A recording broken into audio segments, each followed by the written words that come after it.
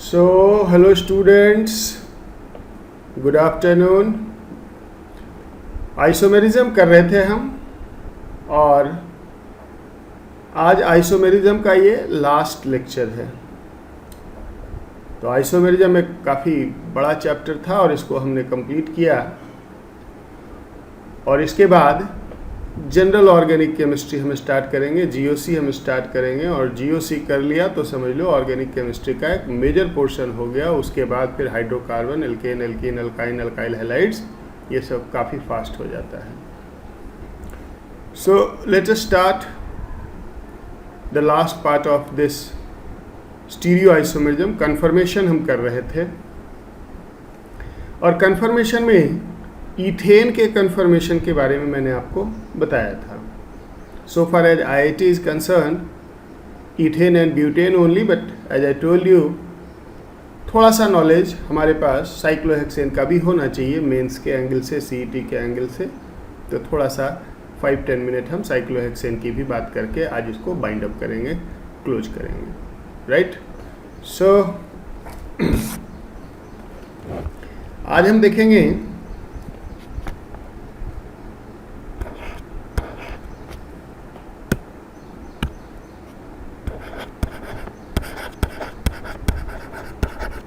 Confirmation of butane से start करेंगे। Butane is CH3 CH2 CH2 CH3। Numbering किसी भी साइड से हो सकती है, तो अगर हम इसकी नंबरिंग कर दें इधर से 1 2 3 4, तो देखो रोटेशन तो C1 C2 बॉन्ड के अबाउट भी फ्री है, C2 C3 बॉन्ड के अबाउट भी फ्री है, बट क्वेश्चन मेनली इसके C2 C3 बॉन्ड के अबाउट कन्फर्मर्स से पूछा जाता है, इसलिए हम वहीं पे फोकस करेंगे, इस बॉन्ड के अबाउट रोटेशन देखेंगे। और उसके लिए अगर इसे हम सबसे पहले 3D में सॉहर्स में अगर प्रोजेक्ट करें अबाउट C2 C3 बॉन्ड, तो इसका एक प्रोजेक्शन ऐसा हो सकता है जिसमें CH3 को आमने सामने,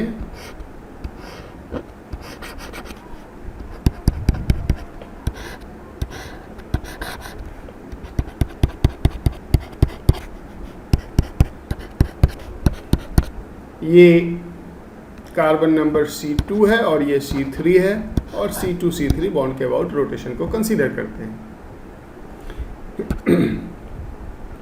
अगर इसे हम न्यूमैन प्रोजेक्शन में कन्वर्ट करें तो इसका न्यूमैन प्रोजेक्शन कैसा होगा? इसका न्यूमैन प्रोजेक्शन कुछ ऐसा होगा।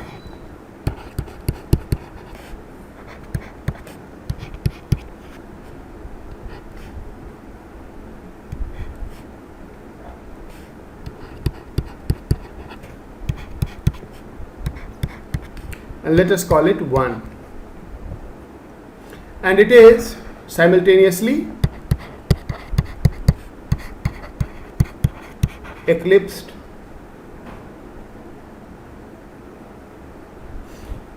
अब अगर फ्रंट पोर्शन को फिक्स रख के और रियर पोर्शन में 60 डिग्री का रोटेशन करते रहें तो कैसा दिखेगा? फ्रंट पोर्शन को हमने फिक्स रखा है,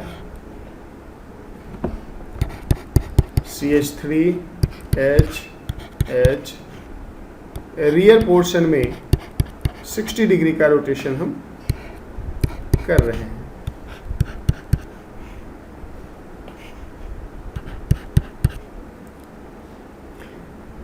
ब्यूटेन में 60 डिग्री रोटेशन से जो कन्फर्मर मिलते हैं उसको एक अलग नाम दिया जाता है, उसको गॉस कहते हैं।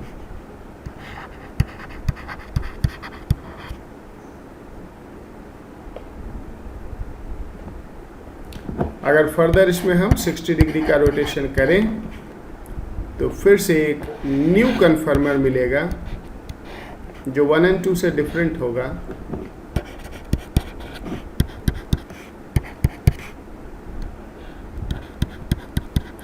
it is still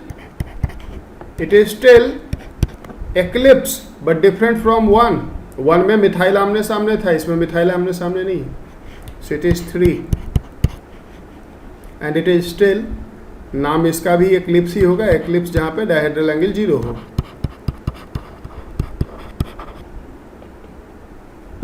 further 60 degree अगर रोटेट करें तो अब क्या होगा,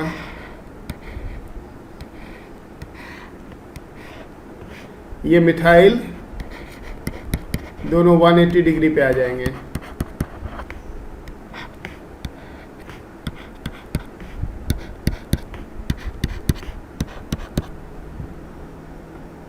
And it is 4. The conformer in which the largest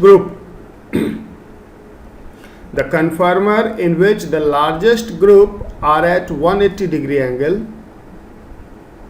is known as NT.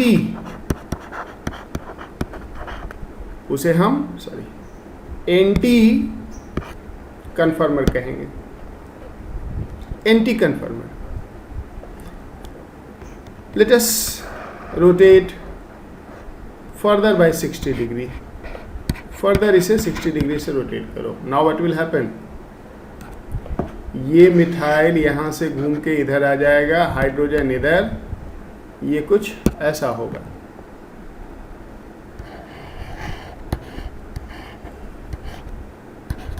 CH3H, this methyl will be here, hydrogen here, hydrogen here. अगर आप ध्यान से देखें तो ये कुछ और नहीं 3 है. 3 में भी मिथाइल हाइड्रोजन आमने सामने था. अगर इसे फिर 60 डिग्री से रोटेट कर दें, then what we observe,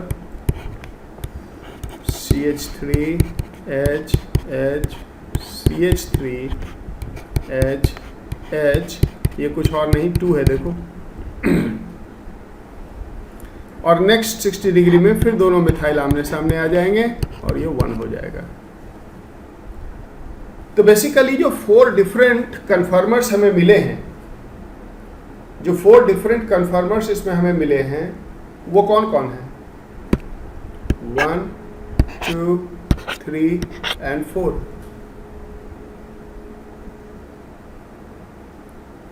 Now let us compare their stability and potential energy.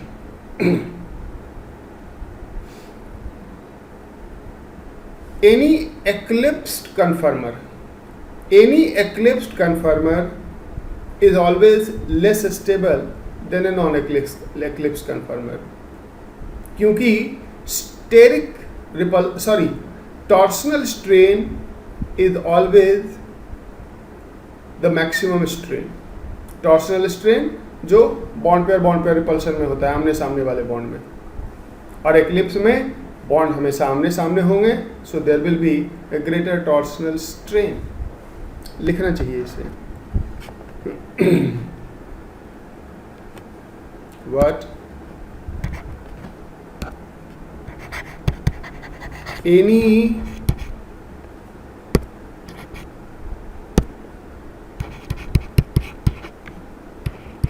eclipse conformer is less stable than a non-eclipse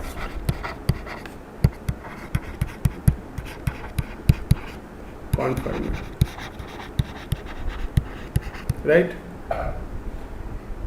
Eclipse conformer is less stable than a non, so and stability is inversely proportional to potential energy. तो हम कह सकते हैं कि potential energy में 1, 1 and 3 will be greater than 2 and 4. Now the repulsion arising due to bulky groups, the repulsion arising due to bulky groups is known as steric repulsion. भीड़ भाड़ की वजह से, जरा सा उसको पहले हम डिफाइन करते हैं. Torsional strain due to bond pair repulsion, there is steric repulsion or strain. It arises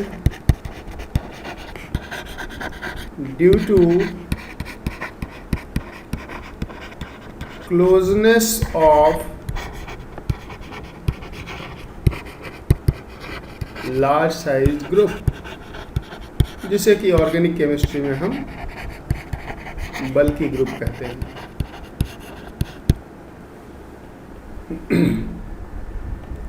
तो अगर हम बात करें 1 and 3 में, 1 and 3 में,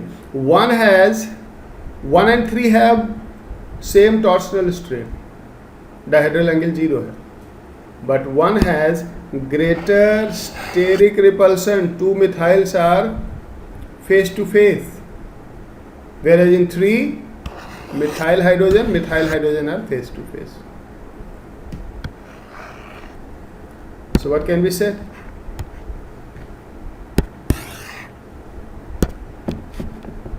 One has greater steric repulsion than 3, although both have same torsional strain.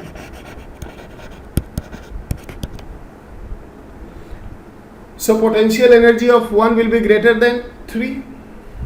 Potential energy of 1 will be greater than 3.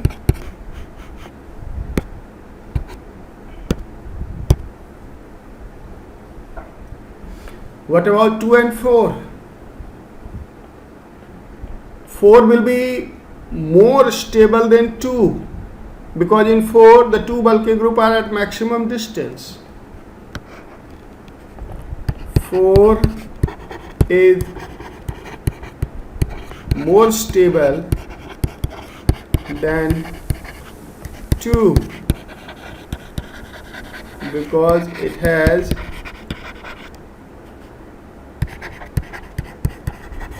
bulky groups at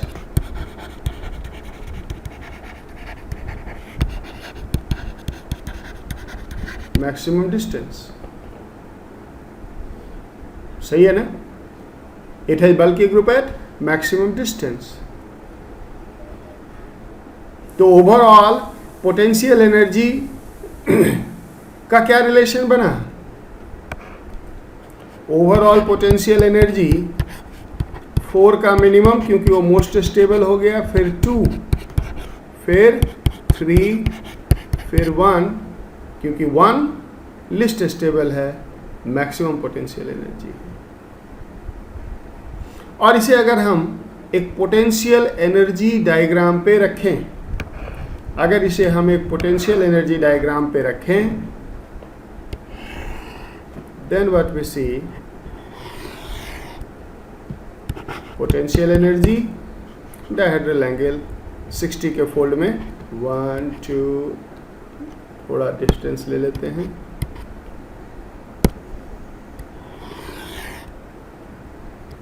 1 2 3 4 5 6, 60, 120, 180, 240, 300 and 360 degree, that is dihedral angle. Potential energy 4 type के हैं, maximum 1 के हैं, तो यहाँ ले लेते हैं हम 1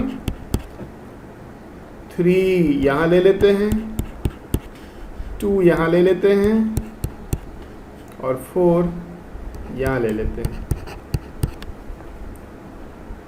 1 मैक्सिमम पोटेंशियल एनर्जी पे है, यानी कि 1 यहाँ से स्टार्ट होगा 0 डिग्री डायहेड्रल एंगल पे, फिर 3 60 डिग्री रोटेशन पे 3 आएगा,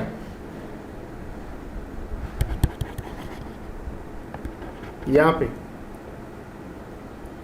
फिर 2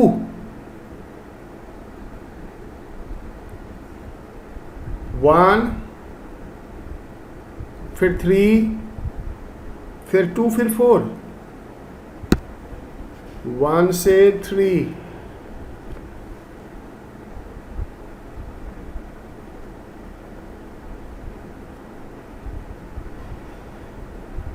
just wait a moment. 60 degree rotation में 2 आएगा ना 1 के बाद, तो 1 के बाद तो 2 यहाँ आएंगे ना, एनर्जी में ये ऑर्डर है ना, बट आएगा कौन पहले, 1 के बाद 2 आएगा ना, तो यहाँ पे आएंगे 60 डिग्री पे 2 पे आएंगे।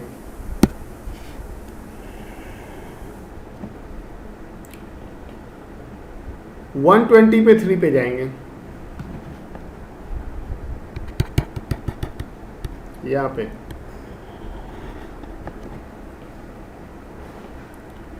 फिर 180 पे 4 पे जाएंगे,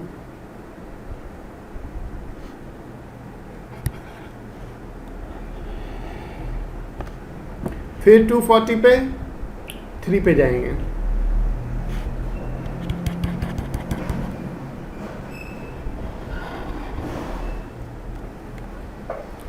फिर 300 पे 2 पे आएंगे,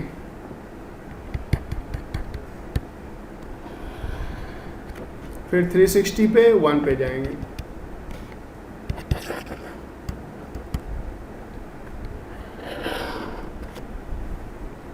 तो कुछ इस तरह का पोटेंशियल एनर्जी डायग्राम ब्यूटेन के कन्फर्मर्स के बनेंगे। यहाँ पे 1 है, यहाँ पे 2 है, यहाँ पे 3 है, यहाँ पे 4 है, फिर यहाँ पे 3 है, फिर यहाँ पे 2 है, फिर यहाँ पे 1 है। और ये 1 और 4 के बीच अराउंड 20 किलो जूल पर मोल का एनर्जी डिफरेंस होता है।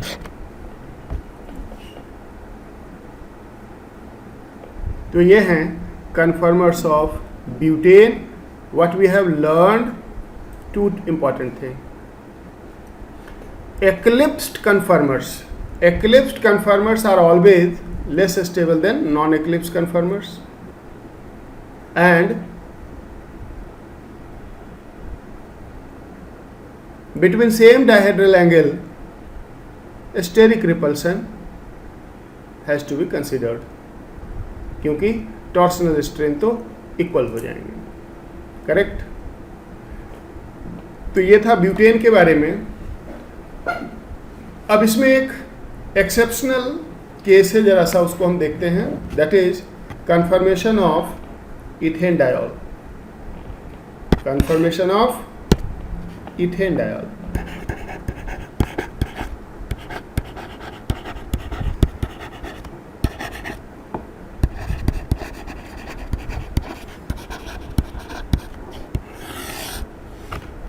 इथेन डायोल, इथिलीन ग्लाइकॉल अगर हम लें 1,2 इथेन डायोल,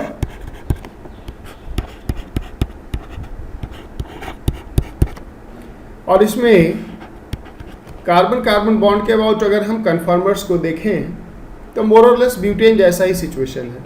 सिर्फ अंतर क्या आया है, मिथाइल के जगह पे हाइड्रोक्सी ग्रुप आ गया है, इतना ही अंतर आया है। तो इसलिए इसके कन्फर्मर्स हम वैसे ही पहले ड्रॉ कर लेते हैं जैसे हमने ब्यूटेन के लिए ड्रॉ किया था, और जहाँ जहाँ मिथाइल था वहाँ पे OH को रख देंगे। So first will be the eclipsed one with 2 OH face to face,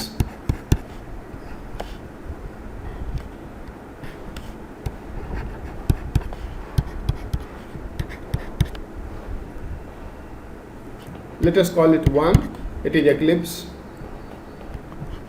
Rotate it by 60 degree. We'll have 2,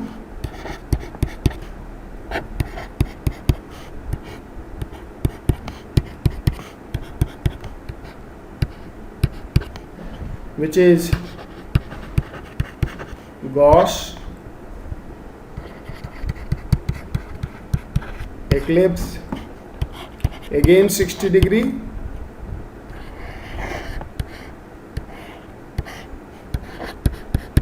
again an eclipse but different from the first one,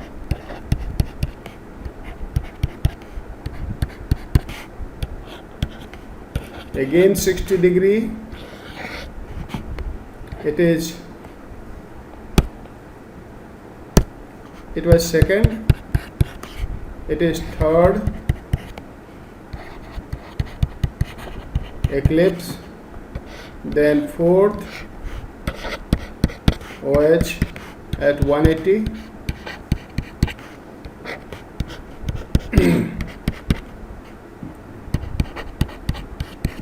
it is NT, and then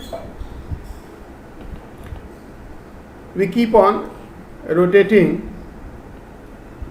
फिर से 3, 2, 1 मिलने लगेंगे, correct. Now 1 and 3 are less stable than 2 and 4, there is no doubt about that, and 1 is less stable than 3 क्योंकि 2H facing one another. So potential energy of 1 will be greater than 3. What about 2 and 4?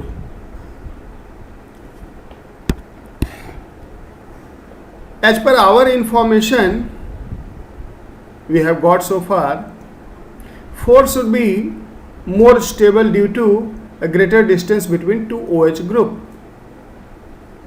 But here we have a slight modification.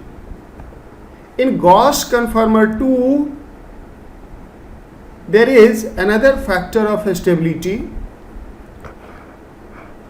In Gauss conformer 2, there is another factor of stability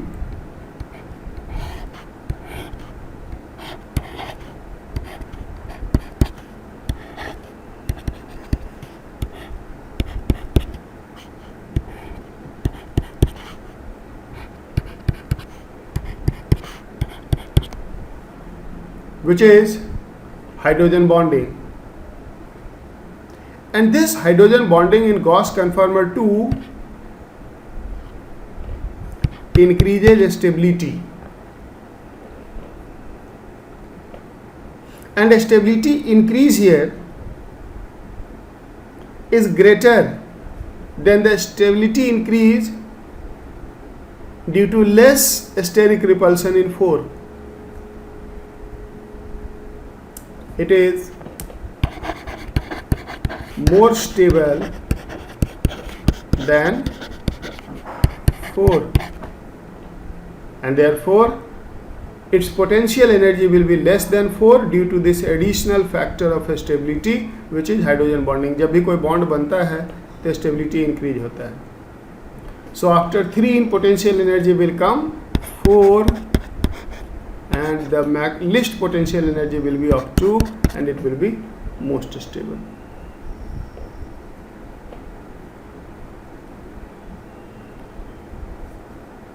तो इसके बाद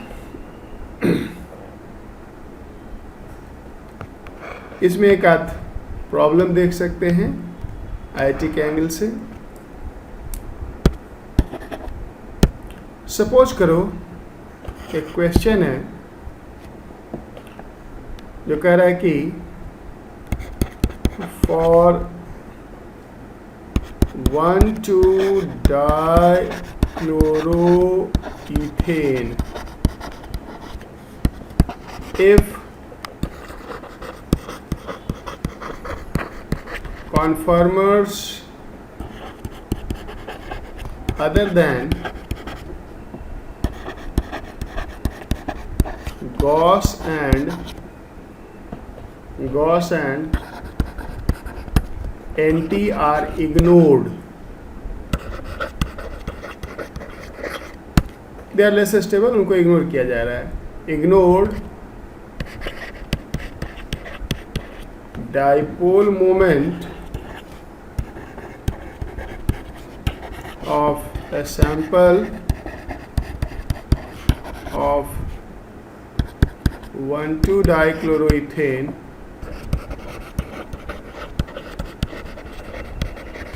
is found to be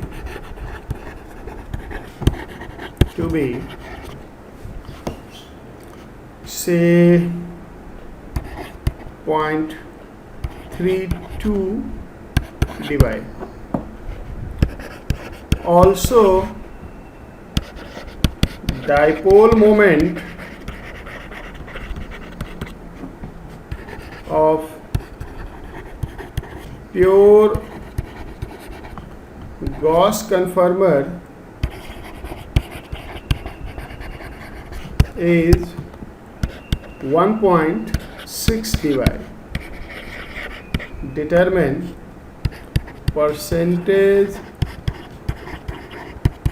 composition of conformers. तो सबसे पहले dichloroethane is same as dichlorobutane, sorry, same as butane. The only difference is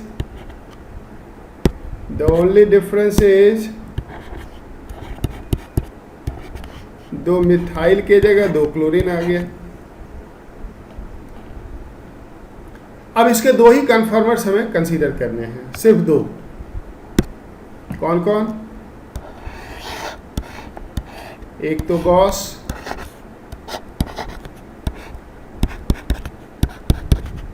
और एक anti.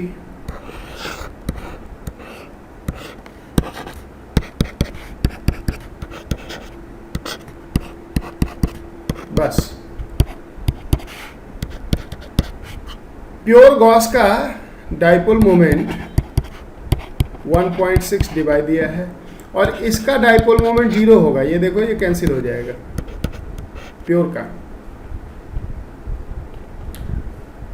हमें sample का डाइपोल मोमेंट दिया हुआ है, यानी इन दोनों को हम मिक्सचर की तरह ट्रीट करेंगे. इन दोनों का कंबाइंड डाइपोल मोमेंट दिया हुआ है.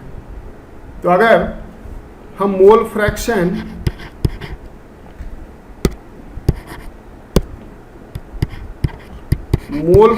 इनका कुछ एज्यूम कर लें x and 1 minus x, तो average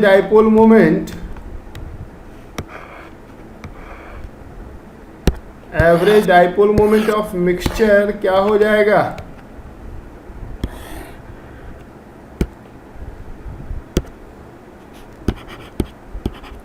average dipole moment of mixture हो जाएगा, मैं पहले फॉर्मूला लिख देता हूं, x1 μ1 plus x2 μ2 divided by 1, क्योंकि sum of all mole fraction will be 1.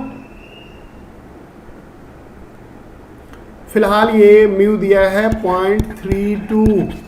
क्या ये x into 1.6 plus 1 minus x into 0 होगा?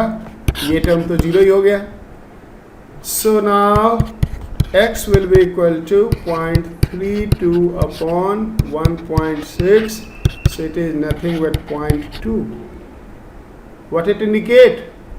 20% of the mixture is Gauss and 80% is NT. This implies 20% of sample has Gauss conformer and remaining 80% is NT. ये सब भी पूछा जाता है. ये थोड़ा सा मैंने न्यूमेरिकल टच इसमें दिया है. तो देखो जेई एडवांस तक तो यही पूछा जाता है आइसोमेरिज्म में। अब बार बार मैं कह रहा हूँ कि थोड़ा सा साइक्लोहेक्सेन हमें जानना चाहिए, तो थोड़ी सी बात कर लेते हैं।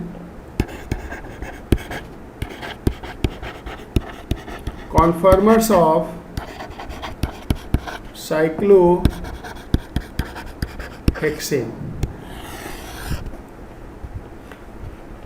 अगर हम साइक्लोहेक्सेन का एक प्लेनर स्ट्रक्चर लें, प्लेनर स्ट्रक्चर, तो आपको मालूम है कि कार्बन पे हाइड्रोजन भी है और कार्बन की हाइब्रिडाइजेशन sp3 है, और अगर प्लेनर स्ट्रक्चर लेते हो तो ये बॉन्ड एंगल 120 हो जाएगा, यानी कि एंगल स्ट्रेंड हो जाएंगे, क्योंकि रिक्वायरमेंट कितनी है 109 की sp3 पे। तो ये अपने बॉन्ड एंगल को एडजस्ट करने के लिए इसमें बॉन्ड की फ्लिपिंग होती है। बॉन्ड की फ्लिपिंग का मतलब ये समझो प्लेन में ये साइक्लोहेक्सेन था, तो आगे वाला पोर्शन ऐसे उड़ेगा पत्ती की तरह। यहाँ देखो ये वाला पोर्शन ऊपर जाएगा या नीचे जाएगा, ऐसे। समझ में आ रहा है कुछ? That is called flipping of bond. और ये फ्लिपिंग करके एक स्ट्रक्चर एक्वायर करेगा जिसमें कि बॉन्ड एंगल रिपल्शन मिनिमम हो जाए, एंगल स्ट्रेन मिनिमाइज हो जाए, स्टेबिलिटी मैक्सिमाइज हो जाए। और इसलिए जब हम इसके फ्लिपिंग के वजह से कन्फर्मर्स को ड्रॉ करते हैं तो इसके 4 इंपॉर्टेंट कन्फर्मर्स 3D में बनते हैं। बस उन 4 का आपको नाम याद रखना है, स्ट्रक्चर याद रखना है और स्टेबिलिटी में रिलेशन याद रखना है। इसकी बॉन्ड फ्लिपिंग से जो सबसे हमारे लिए इंपॉर्टेंट कन्फर्मर्स है, ये सब थोड़ा कार्बोहाइड्रेट्स में रिक्वायर्ड होता है, वो ये है, और इसे हम कहते हैं चेयर कन्फर्मर ऑफ साइक्लोहेक्सेन। चेयर कन्फर्मर। और अगर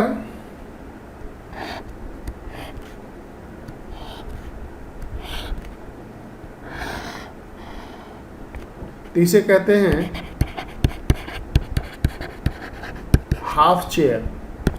ये देखो क्या किया, इमेजिन करो जरा इस प्लेनर साइक्लोहेक्सेन को। फिलहाल इसे अगर इस प्लेनर साइक्लोहेक्सेन का एक ट्रायंगल नीचे कर दो और दूसरा वाला ट्रायंगल ऊपर कर दो, तो ये एक चेयर बन जाएगा जो अभी बना हुआ है। और अगर प्लेन का केवल एक साइड एक ट्रायंगल को ऊपर कर दो तो ये हाफ चेयर बन जाता है, इसलिए इसे हाफ चेयर कहते हैं। और अगर ये दोनों ट्रायंगल को एक ही साइड ऐसे पकड़ के खींच लो तो ये बोट जैसा बन जाता है, कुछ इस तरह से।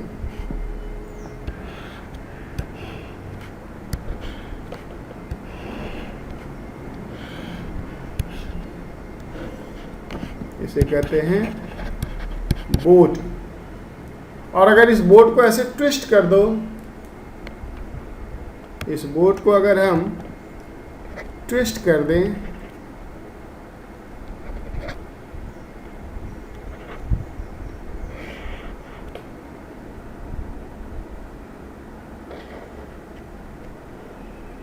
समझना, ट्विस्ट किया है मैंने,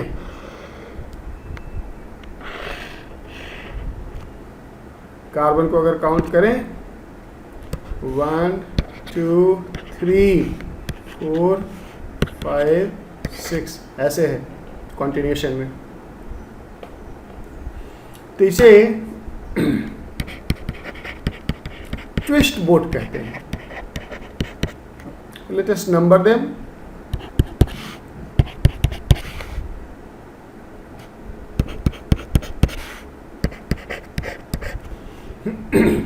याद रखना है कि चेयर इसमें मोस्ट स्टेबल है और हाफ चेयर लिस्ट स्टेबल है। चेयर मोस्ट स्टेबल है and half chair least stable है.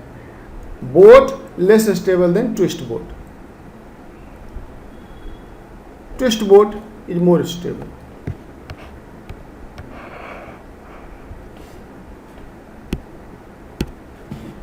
Most stable conformer is chair and least stable is half chair. Both conformer is less stable than twist boat. तो अगर हमें इसे potential energy diagram पे रखनी हो 1 2 3 4 को, यहाँ से अगर हम स्टार्ट करते हैं हाफ चेयर से, हाईएस्ट से, यहाँ ले लो, मान लो चेयर, इधर कहीं ले लेते हैं बोट, इधर कहीं ले लेते हैं ट्विस्ट बोट. तो इधर पोटेंशियल एनर्जी है 1 2 हाफ चेयर चेयर 2. तो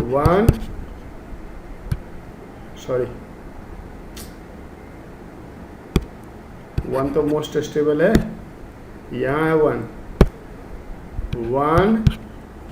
2 3 इज बोट, हाँ 3 is here and 4 is twist boat, again 3. So it is like this.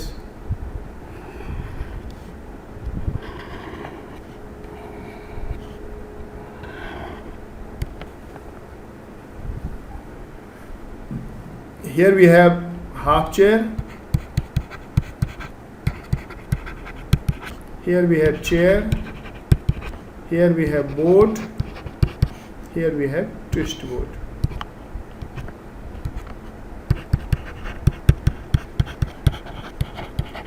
Twist boat. वैसे साइक्लोहेक्सेन का न्यूमैन प्रोजेक्शन भी बनता है, मैं एक बार जस्ट बना देता हूँ चेयर का. साइक्लोहेक्सेन के चेयर कन्फॉर्मर का अगर न्यूमैन प्रोजेक्शन बनाना चाहते हो तो 2 सर्किल लगाओ इस तरह से.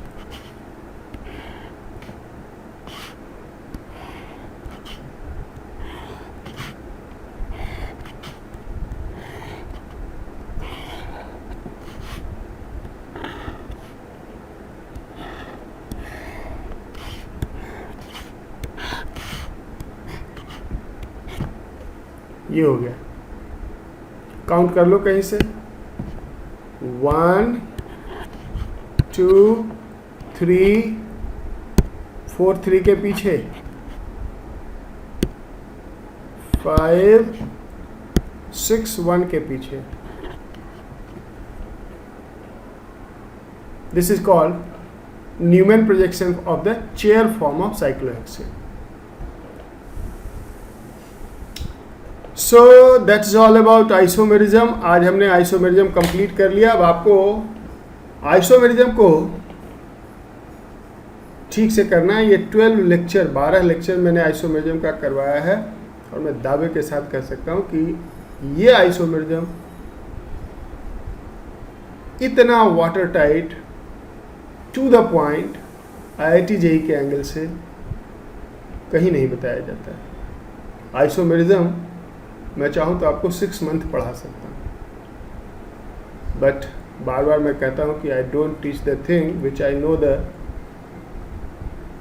Best, I teach a thing which you need the most. तो आपको इतनी ही ज़रूरत है, न इससे कम न इससे ज़्यादा. इतना करो. एक क्वेश्चन मेंस में, एक क्वेश्चन एडवांस में गारंटीड है. प्लस इसका एप्लीकेशन तो है ही पूरे ऑर्गेनिक केमिस्ट्री में. तो नेक्स्ट क्लास में हम लोग general organic chemistry, electronic displacement start करेंगे. That is another interesting chapter, and that will take another some 15-16 lectures, and that will make a perfect background of organic chemistry. So enough for today. Thank you.